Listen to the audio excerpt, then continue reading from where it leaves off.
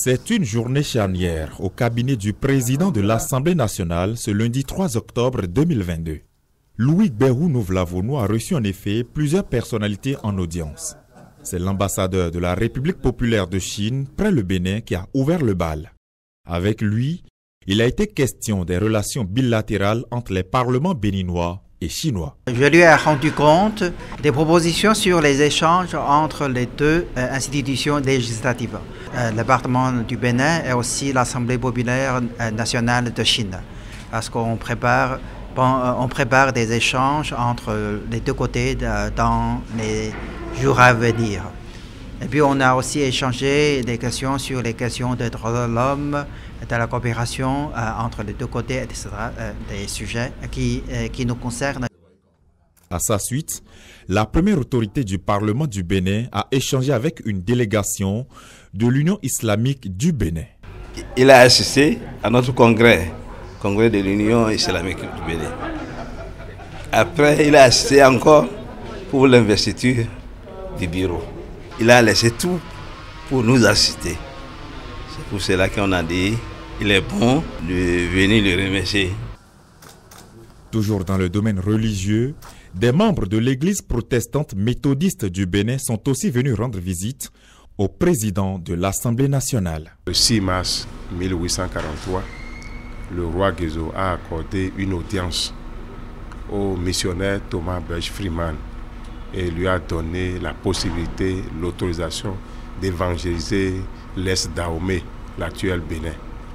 Nous avons voulu commémorer cet événement qui marque l'entrée de la mission d'évangélisation dans notre pays, le Bénin.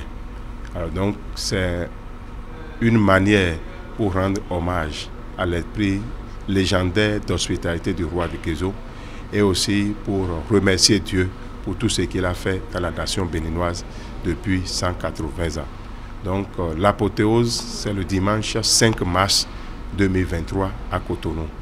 Nous avons voulu porter officiellement l'information à la deuxième personnalité de l'État. En fin de matinée, Louis Gbèrou Novlavono a reçu une coalition des organisations de la société civile du Bénin pour la couverture universelle en santé. Les discussions ont porté sur les maladies tropicales négligées. Par exemple, quand on parle de maladies tropicales négligées, ce que les gens peuvent tout de suite voir, il y a l'ulcère de Buruli. Il y a aussi la dracunculose, nous avons la lèpre, nous avons aussi la maladie que nous appelons la filariose lymphatique, ce que dans la communauté on appelle l'éléphantiasis. Il y a d'autres maladies aussi auxquelles la communauté attribue des noms vulgaires.